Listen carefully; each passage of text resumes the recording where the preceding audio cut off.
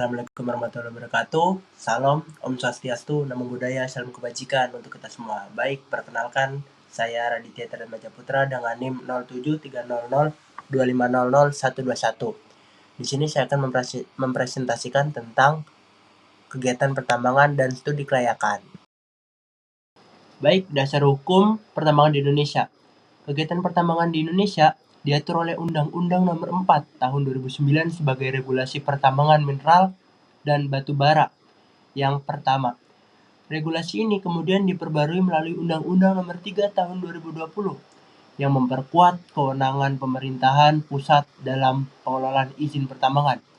Penyempurnaan terakhir dilakukan melalui Undang-Undang Nomor 2 Tahun 2025 yang menyesuaikan tata letak kelolaan pertambangan dengan kebutuhan investasi nasional terkini. Tahapan kegiatan pertambangan. Kegiatan pertambangan dilaksanakan secara bertahap dan terstruktur sesuai kaidah yang berlaku. Tahapan tersebut dimulai dari eksplorasi untuk mengidentifikasi potensi sumber daya, dilanjutkan studi kelayakan sebagai dasar keputusan investasi, kemudian konstruksi fasilitas tambang, operasi produksi hingga tahap akhir berupa pasca tambang dan reklamasi lahan bekas tambang. Baik, selanjutnya ada good mining practice. Seluruh kegiatan pertambangan di Indonesia wajib dilaksanakan berdasarkan kaidah teknik pertambangan yang baik atau dikenal sebagai good mining practice, yang dimana Universitas Trisakti sudah menerapkan good mining practice sendiri. Penerapannya mencakup aspek keselamatan dan kesehatan kerja, keselamatan operasi pertambangan, pengelolaan dan pemantauan lingkungan hidup, konservasi sumber daya mineral dan batu bara, serta pelaksanaan reklamasi dan pasca tambang yang bertanggung jawab. Baik, jadi di sini akan melanjutkan ke pemerintahan ESDM nomor 1827K 30 Mem 2018. Merupakan pedoman teknis pelaksanakan kaidah pertambangan yang baik bagi seluruh pemegang IUP dan IUPK di Indonesia.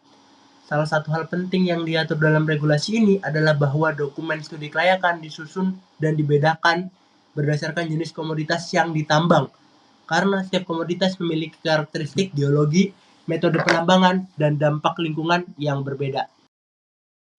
Nah, pembagian komoditas tambang berdasarkan kepemerintahan SDM nomor 1827K tahun 2018, komoditas tambang di Indonesia dibagi menjadi 3 kelompok utama. Pertama adalah mineral logam seperti nikel, emas, tembaga, dan bauksit. Kedua adalah mineral, bukan logam dan batuan, seperti batu gamping, granit, dan pasir kuarsa. Nah, yang ketiga adalah batu bara, yang mencakup seluruh peringkat mulai dari lignit hingga antrasit. Pembagian ini menjadi dasar penyusunan standar. Perbedaan studi kelayakan per komoditas. Studi kelayakan mineral logam memerlukan analisis metalurgi yang mendalam seperti uji flotasi dan leaching, serta pengolahan tiling yang sangat ketat karena berpotensi mengandung limbah berbahaya. Untuk batu bara, studi kelayakan menekankan analisis kualitas seperti nilai kalori, kadar sulfur dan abu, serta pengelolaan air asam tambang yang intensif. Sementara untuk mineral, bukan logam dan batuan, studi kelayakan relatif lebih sederhana dengan fokus utama pada volume cadangan dan kualitas fisik material. Nah, sebagai contoh studi kelayakan yang saya pakai adalah nikel. Sebagai contoh penerapan pada komoditas nikel, studi kelayakan mencakup analisis geologi endapan laterit, rencana penambangan dengan metode open pit, serta rencana pengelolaan menggunakan teknologi RKEF atau HPAL untuk menghasilkan produk nikel berkualitas tinggi. Selain aspek teknis, studi ini juga mencakup pengelolaan lingkungan dan tiling, perencanaan infrastruktur seperti jalan hauling dan pelabuhan, serta analisis finansial yang menyeluruh sebagai dasar keputusan investasi. Nah, mungkin dari banyak kalian tidak mengetahui seberapa pentingnya studi kelayakan. Studi kelayakan memegang peranan yang sangat kritis dalam industri pertambangan, karena menjadi fondasi dari seluruh keputusan teknis dan finansial sebuah proyek tambang. Tanpa studi kelayakan yang komprehensif dan akurat, proyek berisiko mengalami kegagalan di tengah jalan yang berujung pada kerugian besar bagi investor, negara, maupun masyarakat sekitar. Selain itu, studi kelayakan juga merupakan syarat wajib secara regulasi sebelum perusahaan dapat melanjutkan ke tahap konstruksi dan operasi produksi. Nah, opini dari saya sendiri nih, dari perspektif teknis, regulasi pertambangan di Indonesia saat ini sudah cukup komprehensif dalam mengatur standar studi kelayakan. Namun demikian, masih terdapat kesenjangan antara kualitas dokumen yang disusun dengan implementasi nyata di lapangan, terutama pada perusahaan tambang skala kecil. Oleh karena itu, penguatan pengawasan teknis oleh pemerintah dan peningkatan kompetensi tenaga ahli penambangan menjadi hal yang sangat mendesak untuk memastikan studi kelayakan benar-benar menjadi panduan operasional yang efektif di lapangan.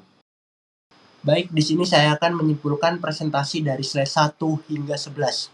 Nah, kegiatan pertambangan di Indonesia dilandasi oleh regulasi yang terus berkembang dari Undang-Undang Nomor keempat tahun 2009 hingga Undang-Undang kedua tahun 2025. Demi mewujudkan pengelolaan sumber daya yang bertanggung jawab, studi kelayakan merupakan instrumen teknis yang tidak dapat diabaikan karena membedakan pendekatan berdasarkan jenis komoditas dan menjadi penentu kebersihan sebuah proyek tambang secara teknis, finansial, maupun lingkungan. Nah, isi PPT saya berdasarkan dari data-data tersebut, yaitu Undang-Undang Nomor 4 Tahun 2009 tentang pertambangan mineral dan batu bara. Yang kedua itu ada Undang-Undang Nomor 3 Tahun 2020 tentang perubahan atas Undang-Undang Nomor 4 Tahun 2009. Nah, yang ketiga, Undang-Undang Nomor 2 Tahun 2025 tentang perubahan kedua atas Undang-Undang Nomor 4 Tahun 2009. Nah, yang terakhir, Keputusan Menteri ESDM Nomor 1827K 30 Mem 2018 tentang pedoman pelaksanaan kaidah teknik pertambangan yang baik. Mungkin cukup sekian presentasi dari saya. Kurang lebihnya mohon maaf. Wassalamualaikum warahmatullahi wabarakatuh.